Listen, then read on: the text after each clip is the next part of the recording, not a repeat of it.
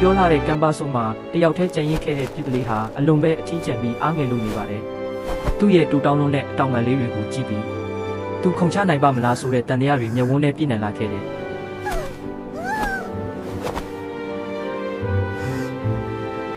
ဒါပေမဲ့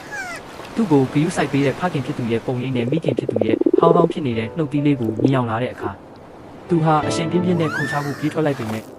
နောက်ဆုံးမီလီစက္ကန့်ပိုင်းလိုမှတင်ကြောက်စိတ်ကြောင့်ချက်ချင်းပြန်ရက်လိုက်ရတယ်။ရုတ်တရက်အရှိန်တက်လိုက်တဲ့ဖိအားကြောင့်သူရက်နေတဲ့ရေခဲပြင်ကြီးဟာဖြက်ခနဲ့အကွဲသွားပါတော့တယ်။ရေခဲလုံးကြီးကျုပ်ပြတ်သွားတာနဲ့အမျှပြစ်လေးဟာဟန်ချက်ပြက်ပြီးကောင်းကင်ပြာကြီးအောက်ကအနက်ရှိုင်းဆုံး6ထဲကိုပြည့်စင်ထုတ်ကျသွားခဲ့ပါပြီ။လေထဲမှာတရားဟောလိမ့်ဆင်းသွားစီ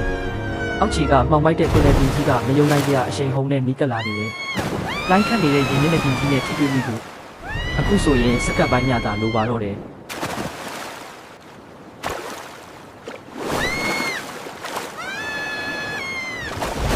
သူရေထဲကိုဝုန်းကနေမြုပ်ဝင်သွားတာနဲ့အတူရေပူပေါင်းတွေနဲ့ဝဲကရက်တွေစုပွက်လို့ထွက်သွားခဲ့ပါတယ်။ရေအောက်ထဲမှာလမ်းစပြောက်ပြီးစောက်ထုံးမှုမျော်လိမ့်နေတာကြောင့်ပြစ်လေးဟာဘယ်ဘက်ကအပေါ်လဲဆိုတာတော့မခွဲခြားတတ်တော့ဘူး။ Where am I? Help! ကြောက်လန့်တုန်လှုပ်စွာနဲ့ပဲသူဟာရေထဲမှာလမ်းလျှောက်ဖို့ကြိုးစားရင်းအချင်းချင်းဖြစ်တဲ့ရေပူပေါင်းတွေကိုပဲအသေးတန်မှုတ်ထုတ်နေမိတယ်။သူဟာပုံမအေးဆက်ပြီးမှောင်မိုက်လာတဲ့အပြာရောင်6လက်ကြီးတဲ့ကိုတရွတ်တိုက်နှမြုပ်လို့နေသေးပါ။အဲ့ဒီအချိန်မှာပဲသူ့အဖေရဲ့အဖိုးတန်ဆုံးအဆုံးမစကားကိုသူတတိယသွားခဲ့တယ်။သမုတ်တရားကိုပြန်မတိုက်ခိုက်နဲ့။ဖြစ်ကြုံကန်နေတာတွေကိုရက်လိုက်တဲ့ခန္ဓာကိုယ်ကိုအလျားလိုက်ဆန့်ထုတ်ပြီးရေစီးကြောင်းနဲ့အညီပုံဖော်လိုက်တဲ့အခါသူ့ရဲ့အတောင်ပံတွေကိုစနစ်တကျတစ်ချက်ခတ်လိုက်ရခဲ့တယ်။သူဟာရေအောက်ထဲမှာအလွန်တရာလှပစွာရှော့တိုက်ကူးခတ်သွားနိုင်ခဲ့ပါပြီ။သူ့ရဲ့တူတောင်းထားတဲ့အတောင်ပံလေးတွေဟာအခုဆိုရင်ရေအောက်ကဘာရဲ့အစွမ်းထက်ဆုံးတမတ်တွေဖြစ်ပြောင်းလဲသွားခဲ့ပါ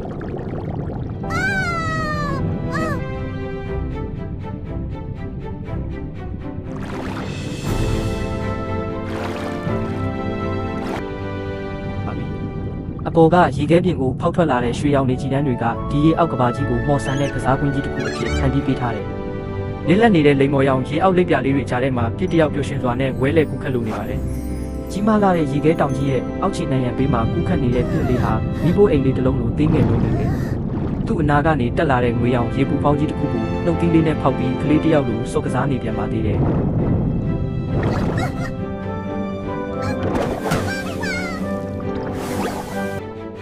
သူ့ရဲ့စွမ်းအင်အစစ်မှန်ကိုစမ်းသပ်ကြည့်တဲ့အခါနောက်ခံကရေခဲနေရန်ကြီးဟာအရှိန်ကြောင့်လုံးဝဝါသွားတဲ့အထိညံဆန်လာပါတယ်။ရုတ်တရက်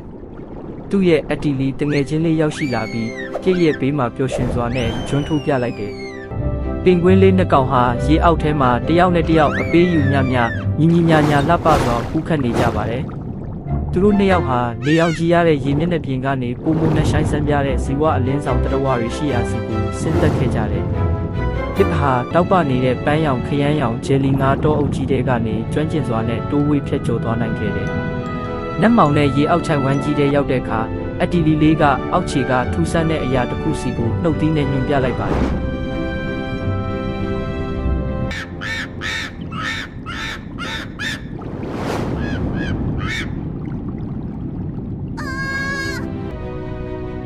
ငွေရောင်အလင်းတန်းလေးတစ်ခုပြည့်ရဲ့မျက်ဝန်းထဲမှာရောင်ပြန်ဟပ်သွားပြီး